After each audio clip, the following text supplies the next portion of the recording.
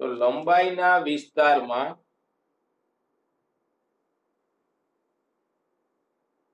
આપણને માપક્રમ જોઈએ તો પરમાણુથી લઈને દેખીતું વિશ્વ છે એ લંબાઈના વિસ્તારમાં આપણે લેવું પડે.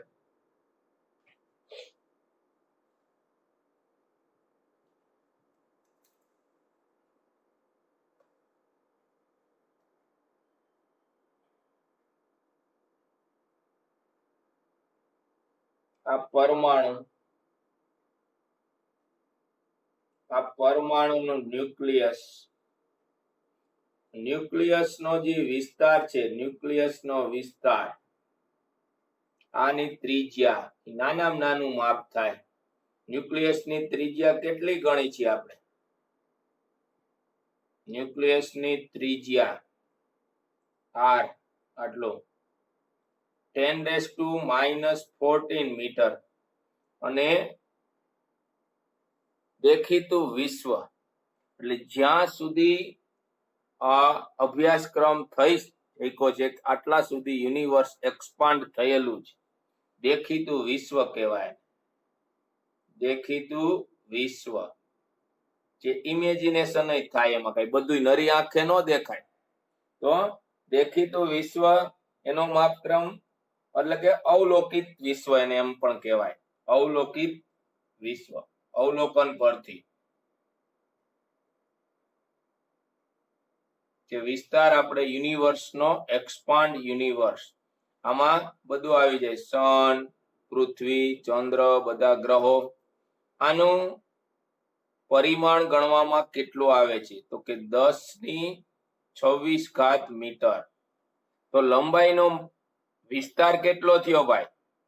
લંબાઈનો વિસ્તાર મેં મોટામાં મોટી લંબાઈ કઈ માપી અને નાનામાં નાની લંબાઈ કઈ માપી? તો લંબાઈનો વિસ્તાર શું થયો?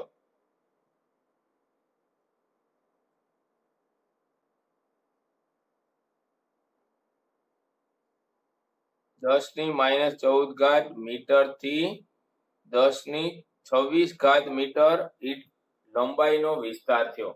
ક્યારેય પણ 1 માર્કના MCQ માં આવે તો આવડી જવું જોઈએ. લંબાઈના ઘણા બધા એકમો આપણે ઉપયોગમાં લઈ છીએ.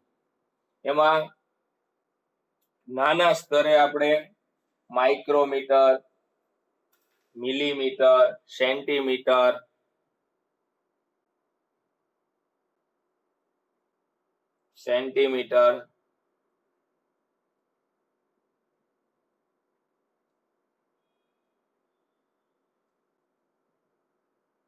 આ લઈ છીએ આપણે ઉપયોગમાં.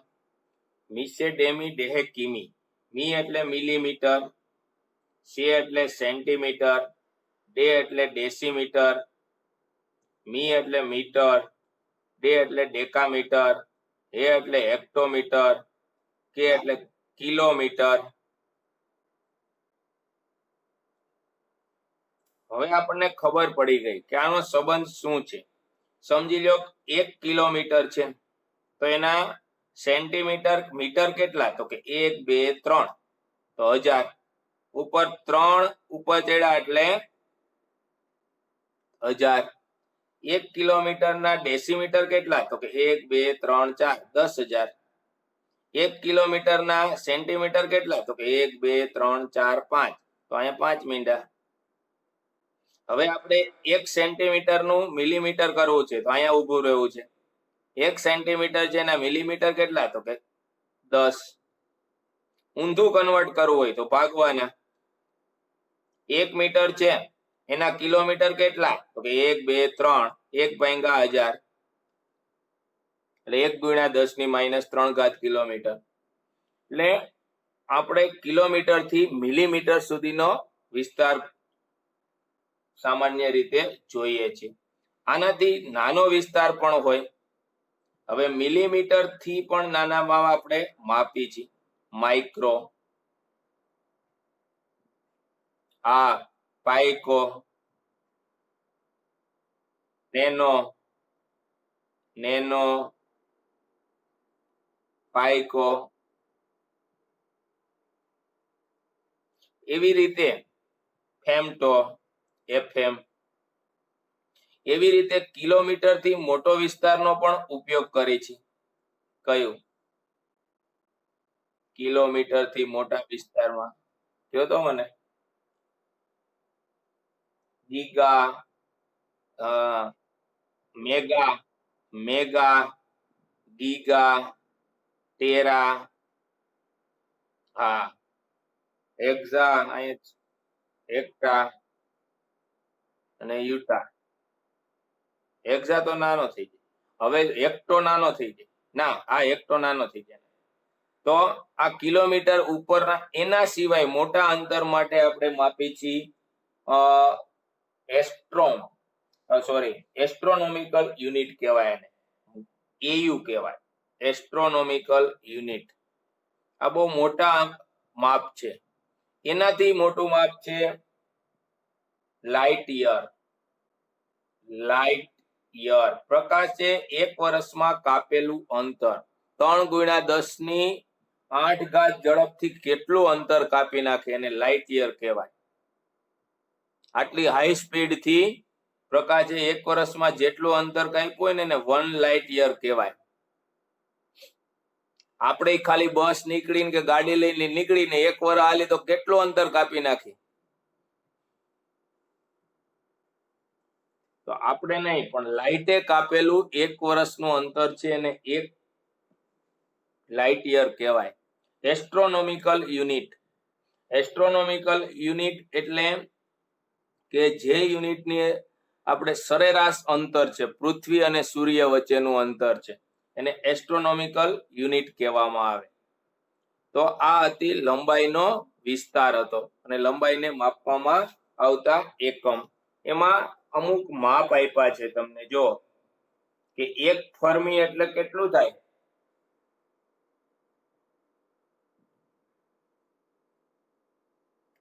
15 મીટર. એંગેસ્ટ્રોમ નાનો એકમ છે. નેનોમીટર, એંગેસ્ટ્રોમ આ નાના એકમ આવે. 1 એંગેસ્ટ્રોમ એટલે 10⁻10 મીટર.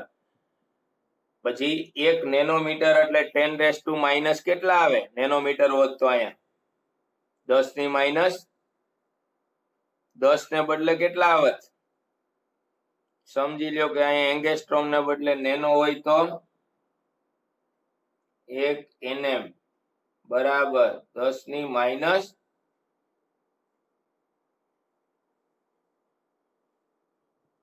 કેટલી આવશે ઘાત? 9 ઘાત. એસ્ટ્રોનોમિકલ યુનિટ 1.496 × 10⁻11 આટલા યાદ રાખવાના છે તમારે. પ્રકાશ વર્ષ 1 લાઇટ યર એટલે કેટલા મીટર થાય? 9.46 15 ઘાત. 1 પાર્સેક 3 × 10⁻16 મીટર.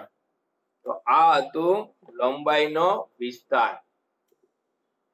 લંબાઈનો વિસ્તાર છે કેટલાથી કેટલો ગણવો?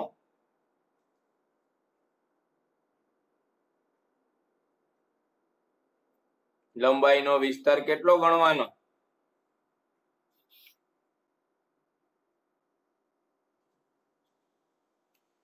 10⁻24 મીટર.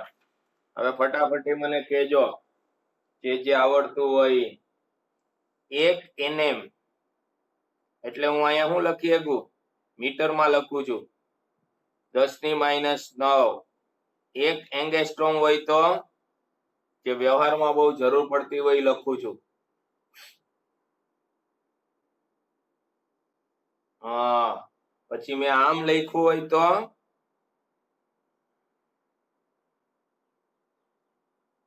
આ માઇક્રો થાય આનો.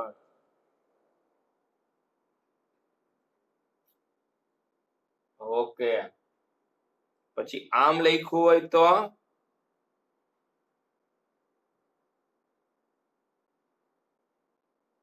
મેગામીટર 10⁶ મીટર. ઓકે, આટલા આપણે જનરલી જરૂર પડતી હોય. 1 ફર્મીની ક્યારેક જરૂર પડે.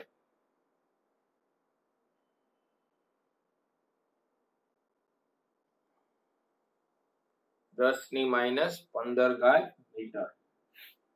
બાકીના તમને કીધા એ લાઇટ યર અને એસ્ટ્રોનોમિકલ યુનિટ છે, એની જરૂર પડે. હવે છે દળનું માપન. પદાર્થમાં રહેલા દ્રવ્યના જથ્થાને શું કહેવાય? પદાર્થમાં રહેલા દ્રવ્યના જથ્થાને દળ કહેવાય. જે દળનું માપન. દળનું માપન દ્રવ્ય એ પદાર્થનો દ્રવ્યમાન એ પદાર્થનો મૂળભૂત ગુણધર્મ છે. એનો એસઆઈ એકમ શું છે?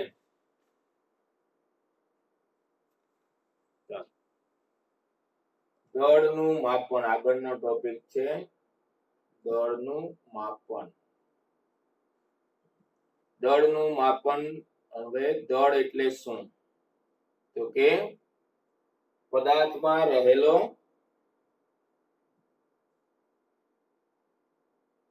દ્રવ્યનો જથ્થો, એને દળ કહી દીધો આપણે. દળ છે એ પદાર્થનો એક આંતરિક ગુણધર્મ છે. મૂળભૂત ગુણધર્મ અથવા આંતરિક ગુણધર્મ કહેવાય. મૂળભૂત ગુણધર્મ અથવા આંતરિક ગુણધર્મ કહેવાય. કોઈ પદાર્થનું દળ છે એ ભૌતિક પરિસ્થિતિ ઉપર આધાર રાખતું નથી. પદાર્થની સ્થિતિ, તાપમાન કે દબાણ પર આધારિત નથી. દ્રવ્યનો જથ્થો આ પરિબળોથી સ્વતંત્ર છે. ઓકે. હવે એનો એસઆઈ એકમ. એસઆઈ એકમ ઇન્ડિયન સ્ટાન્ડર્ડ પ્રમાણે એસઆઈ એકમ શું છે? ઇન્ટરનેશનલ સ્ટાન્ડર્ડ પ્રમાણે કિલોગ્રામ. અને ભારતમાં કિલોગ્રામની આંતરરાષ્ટ્રીય પ્રતિકૃતિ નવી દિલ્હી ખાતે આવી છે. એને શું કહી છે આપણે? કે બધું આ માપનું નક્કી કરે.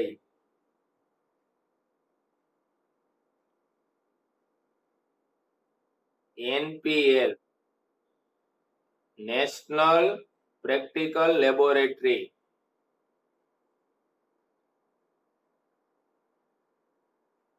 એનપીએલ છે એ ભારતમાં કિલોગ્રામની આંતરરાષ્ટ્રીય પ્રતિકૃતિ છે. એટલે કે જે કાંઈ માપન છે તેને લગતા પેરામીટર્સ નક્કી કરવાનું કામ કરે. જો કે સમયના પેરામીટર્સ એ બધા એનપીએલ જ નક્કી કરે. નાનું દળ હોય, સૂક્ષ્મ દળ હોય, સૂક્ષ્મ દળ હોય, સૂક્ષ્મ દળ તો કઈ રીતે માપવું? સૂક્ષ્મ દળ એટલે ઇલેક્ટ્રોન છે, પ્રોટોન છે, ન્યુટ્રોન છે, આ બધા કોના નામ છે? ફળના નામ છે. કોના નામ છે?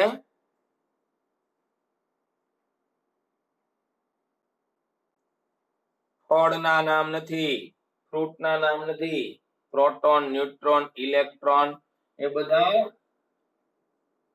પરમાણુના ઘટક છે. એને માપવા હોય તો બહુ નાનો એકમનો ઉપયોગ કરવામાં આવે. ઈ એકમને આપણે શું કહી છીએ? કોઈને ખબર છે? એનાથી એ તો થાય. એનાથી એક એકમ ખાસ આપણે યુઝ કરીએ છીએ. હમણાં લખીશ એટલે તમને આવડી જશે. એટોમિક માસ યુનિટ, એયુ કહેવાય. શું કહેવાય? એયુ. આમ લખાય ખરેખર, એયુ, એટોમિક માસ યુનિટ. બે સ્મોલ જ હોય. એટોમિક માસ યુનિટ. એટોમિક માસ યુનિટ કઈ રીતે નક્કી કરવામાં આવ્યો છે? તો કાર્બન છે. હવે કાર્બન ના પરમાણુ ક્રમાંક કેટલા?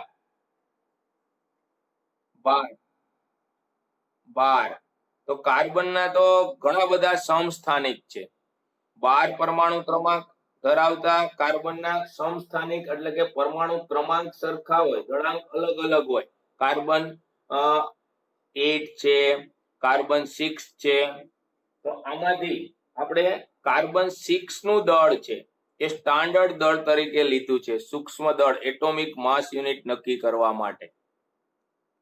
C612 કાર્બનનો સમસ્થાનિક છે, I કાર્બનનો સમસ્થાનિક છે. તો આના આધારે એટોમિક માસ યુનિટ નક્કી કર્યું છે. આ દળનો 12મો ભાગ શું કામે? તો કે આની અંદર કુલ 12 ઇલેક્ટ્રોન હશે એટલે એટલા જ પ્રોટોન હશે. પરમાણુ ક્રમાંક એટલે એ શું બતાવે? ઇલેક્ટ્રોન અને પ્રોટોનની સંખ્યા બતાવે. કારણ કે C12 છે એટલે કે 12 ઇલેક્ટ્રોન જેટલું આની અંદર દળ હશે એપ્રોક્સિમેટલી. તો એના 12 ભાગ કરી નાખ્યા એટલે આના 12મા ભાગનું દળ, આ કાર્બન પરમાણુ ક્રમાંક 12, એનો અર્થ એવો થયો કે એના અંદર ઇલેક્ટ્રોનની સંખ્યા કેટલી હોય? કાર્બનની અંદર 12 હોય. તો પરમાણુ, આનું પરમાણુ દળાંક છે એને ભાગ્યા 12 કરો એટલે 1 AU થાય. C612 ના 12મા ભાગના દળને 1 એટોમિક માસ યુનિટ કહેવાય છે. હવે એના 12મા ભાગનું દળ કરી છે એટલે કેટલું આવે છે? તો કે 1.66 into 10⁻⁻27 કિલોગ્રામ. એટલે કે એક પ્રોટોન નું દળ જેટલું આ દળ હોવું જોઈએ. 12 પ્રોટોન હોય એની અંદર, 12 પ્રોટોન ને 12 ઇલેક્ટ્રોન. તો આટલું દળ છે એને 1 એટોમિક માસ યુનિટ કહેવાય. તો 1 AU બરાબર શું થાય?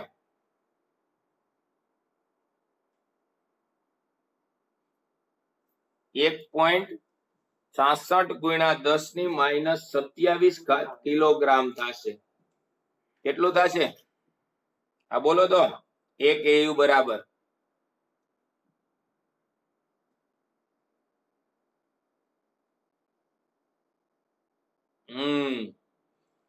પછી બસ આમાં મેન બાબત આ દળના માપક્રમનો વિસ્તાર. દળના માપક્રમનો વિસ્તાર નાનામાં નાનું માપ અને મોટું માપ. નાનામાં નાનું માપ છે ઇલેક્ટ્રોનનું માપ. ઇલેક્ટ્રોન ને પ્રોટોનનું માપ એક્ઝેક્ટ સેમ નથી, માઇન્યોર માઇક્રોસ્કોપિક લેવલે ફરક છે. ઇલેક્ટ્રોનનું દળ કેટલું હોય? ઇલેક્ટ્રોનનું દળ 9.1 10⁻31. કેટલું હોય? 9.1 10⁻31 કિલોગ્રામ. દેખીતા વિશ્વનું દળ, વિશ્વનું દળ આપણે 10⁵ કિલોગ્રામ. તો દળની રેન્જ કેટલી થાય?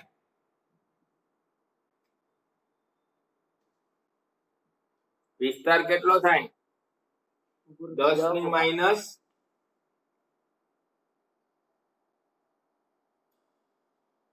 હા, ઘણી બુકમાં 10⁻30 લખ્યું હોય તો એ સાચું જ છે, એપ્રોક્સિમેટલી લખ્યું હોય તો 10⁻30 થી 10⁻55 પણ લખેલું હોય. આ બે એનો વિસ્તાર છે. તો આ હતું દળનો માપક્રમ.